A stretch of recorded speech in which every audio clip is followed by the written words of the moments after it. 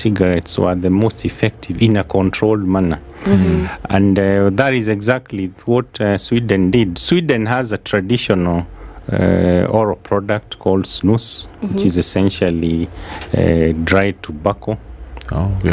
And the way they process their tobacco is very different. The way we process our tobacco here in Africa is we harvest the leaf, dry, and how do we dry it? We smoke, or we put it in a kiln, hot. Then after drying, we ferment. Right, yeah. Scientifically, the process of drying and fermentation has been shown to increase the carcinogenic substances by 100-fold. Are you serious? So what Sweden did, they realized that, hey, we must not hot dry our leaf, and we must not ferment our leaf. So the 100-fold increase of carcinogenic substances is out. Yes. So the snus is a traditional product in Sweden where they just take the leaf, air dry, ground it. Okay. And they make the snus, thus reducing the carcinogenic substances tremendously. And that is a fact. So how do you consume the snus then? How is it? It's put in between the upper lip and the gum. Okay, just the massage do it. Like velo. Yes. Right? Or am I right? No, nicotine pouches are also done the same, because a nicotine pouch is a fiber pouch that has substances including nicotine, and you put it in between your lip and the gum, and the nicotine slowly dissolves. It's the same concept as snus, and the whole idea is to release the nicotine in a regulated, consistent manner, which has been captured in the new Tobacco Control Amendment Bill, which clearly says that that nicotine pouch should have a well-controlled release. Dr. let me ask you something. Yes. When all is said and done, we in the media, when we engage with Kenyans, there's, and I know, okay, this is probably going to sound political, but you got to forgive me. There's a sense of apathy in this country. And most people engage they consume all these things, all these harmful things, because they're almost trying to cope. The pressures of coping with this Kenyan experience is too much. So in a situation where we're hoping to get to those levels of Sweden, for example, where we don't have to consume that much nicotine. Yes. And yet people say, Kev, eat pressure, man, I can't handle it, man. The economy is bad, man. It's too much stress. How then do people cope with this type of lifestyle that we're living as Kenyan people, especially in this day and age where youth are saying there's crazy unemployment levels? As a doctor, can you actually be, cope with these pressures of life, these stresses, while being sober? Yes, we do understand that life stresses contribute tremendously to substance abuse disorders, consumption of alcohol, cannabis, tobacco, and so many products. And as doctors, we always advise that is not the best way to cope, simply because you will get addicted to that product. Yes. And once addiction comes in, it's a whole new issue, because now that becomes a disease. Correct. That needs management. And we encourage the youth to look for other coping mechanisms, talk to a friend, engage in sports. We do understand the very many life stresses that Kenyans are going through, but we would highly advise not to get into substance abuse. I agree. Mams? Yeah, I think I'll ask Dr. Okanga. And in light of, all the success that Sweden has had, so knowing the consumer in Kenya and maybe the African region, I would say, what are challenges that, we might face in terms of implementation? Implementation of? What challenges will we face as a Kenyan and the consumer to try to be like Sweden? Is it that maybe the consumer will be up in arms and tutaandamana juu tumenyimwa sigara and all these things? Or maybe they wouldn't be too receptive to this whole, to the alternatives. To the alternatives, we will not accept them. I think Kenyans are already receptive. Kenyans are already using these alternative products, despite the fact that there's no regulation. Okay. And despite the fact that the Ministry of Health and the Tobacco Control Board have not ratified these products to be used. Kenyans are already this information, no information you cannot hide. You cannot. Yeah. And it's science backed. Yeah. And people know that these products are not are less harmful than the actual cigarettes. And so eventually it's a matter of giving people choice. Yeah. Yes, that makes sense. But I also noticed vapes are mostly consumed within the urban settings, urban areas mostly. What about the rural areas, where of course is the people really consume a lot of cigarettes? Not that much, but a good number of Kenyans. But it's because it's cheap, 10 bob. Yeah. So would they actually? How much is a vape, by the way? Like typical. What are we talking about? Yeah. Well, most of the vapes sold, they range because we have disposable, refillable. Yeah, the refillable ones are pretty expensive. Our observations is that they are not within reach of most people. Okay. Because they are quite expensive. I agree. They are more expensive than cigarettes because there is no regulation. So those who smoke cigarettes will find it cheaper to continue smoking cigarettes. Correct. Yeah. And so that's a challenge then. That's a big challenge. Yeah. And that's why my colleague says once this bill comes into law, it's the first step as we move towards getting to sensitize people on other modalities of tobacco cessation, because we have other modalities of tobacco cessation. Right. I was going to ask you, from your perspective, Dr. Kanga, where do you see the future of vaping in Kenya, say, in the next 5 years? From a medical perspective, I feel that the vapes are an important tool for smokers who want to quit. They have been shown to be 10%. When you look at smokers who want to quit, they are more likely to quit when they're using vapes compared to when they're not using any medication. Right. Yeah. But vape as a recreational tool, from a medical perspective, it's not a good idea. Okay, so not for because nicotine is highly addictive. Yes. Dr. Aaron, the same, what would you say? Absolutely, I agree with my colleague.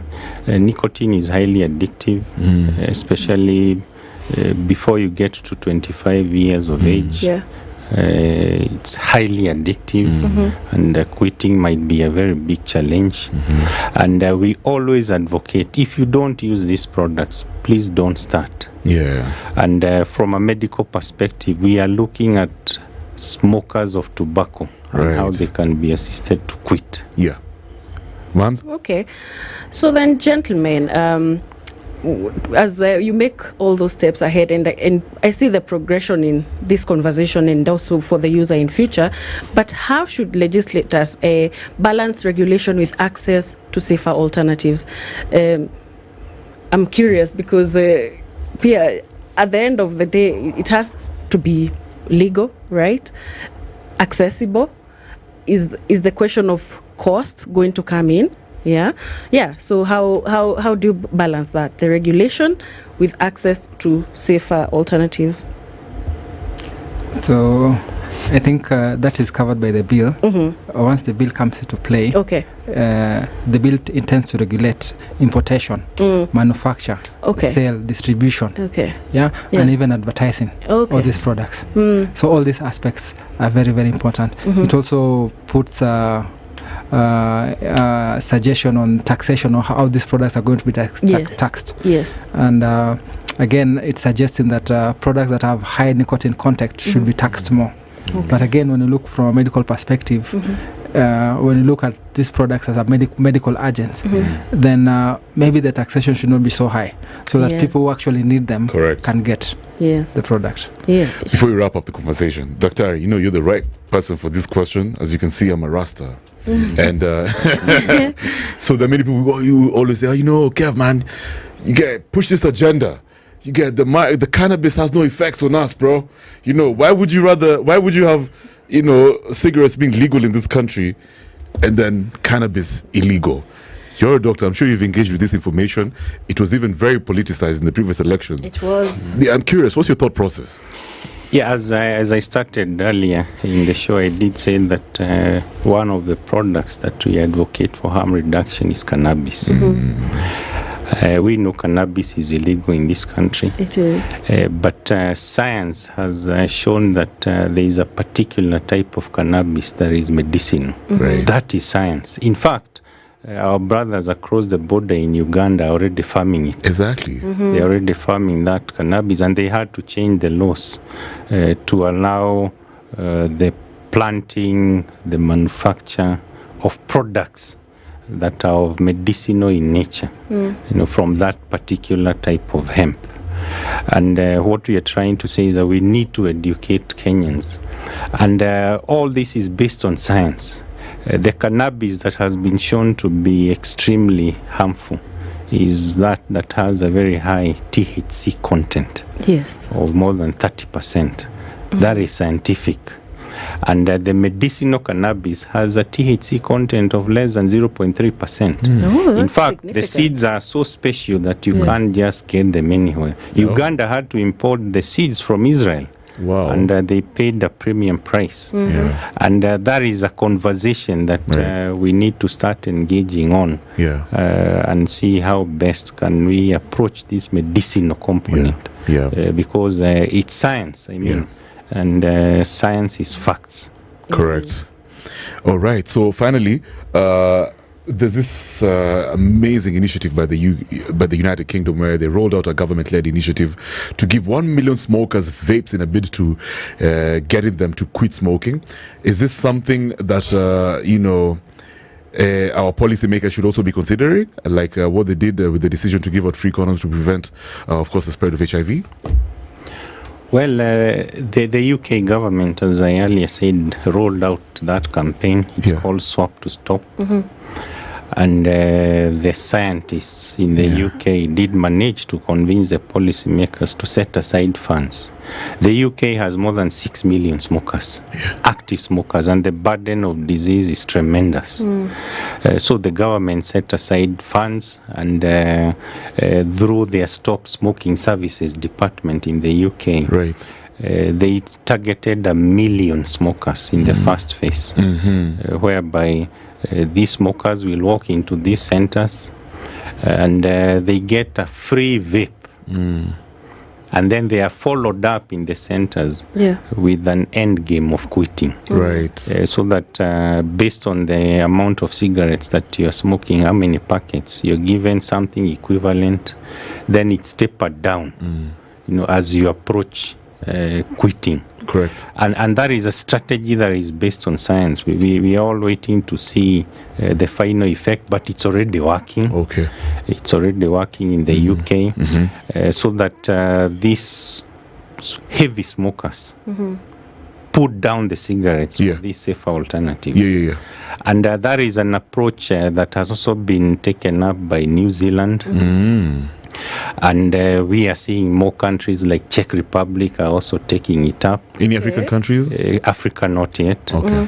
Japan, a vape is a prescription drug. What? You have to get it through prescription. Very progressive. And these are progressive and pragmatic practices that we are all waiting to see. Banning is not a solution. Correct. When you ban a product, people will look for it.